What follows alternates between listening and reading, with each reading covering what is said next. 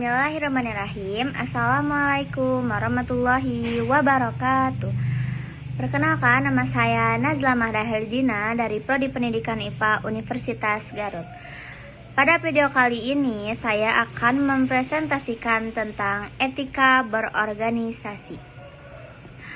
Etika adalah cerminan kepribadian seseorang dalam berorganisasi. Mari kita belajar bagaimana membangun organisasi yang beretika, berkarakter, dan bernilai.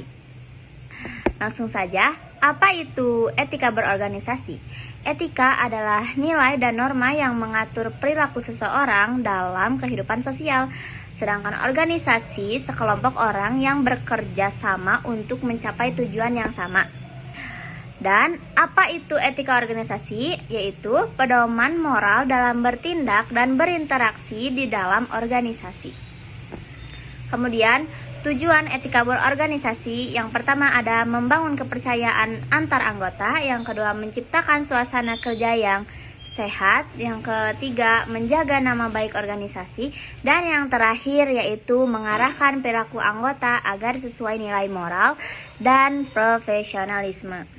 Kemudian ada prinsip etika dalam organisasi secara umum. Yang pertama, kejujuran.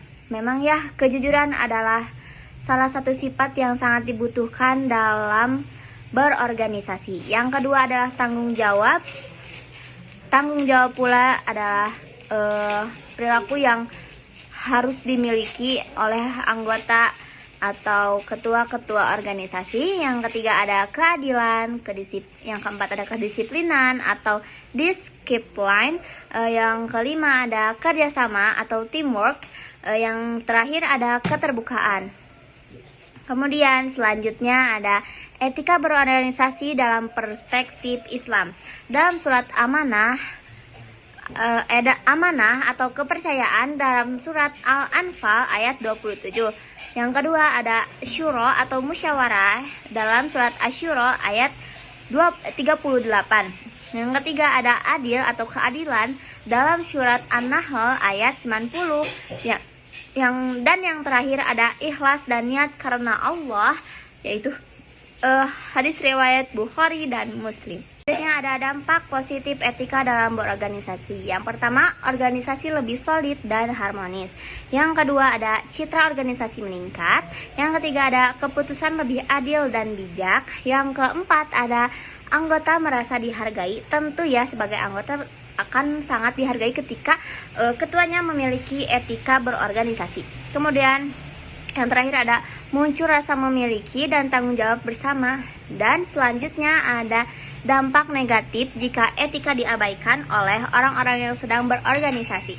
Yang pertama ada konflik internal meningkat atau banyaknya konflik dalam organisasi tersebut. Yang kedua, hilangnya kepercayaan anggota atau ketua kepada anggotanya atau anggota kepada ketuanya.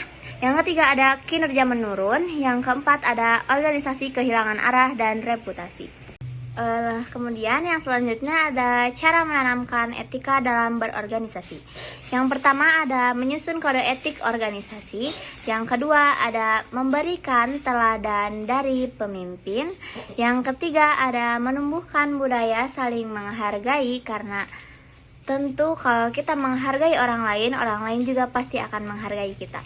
Yang keempat ada evaluasi dan pengingat moral secara rutin atau disebut juga dengan aturan. Dan yang terakhir ada menjaga komunikasi yang terbuka. Kemudian cukup sekian video presentasi dari saya.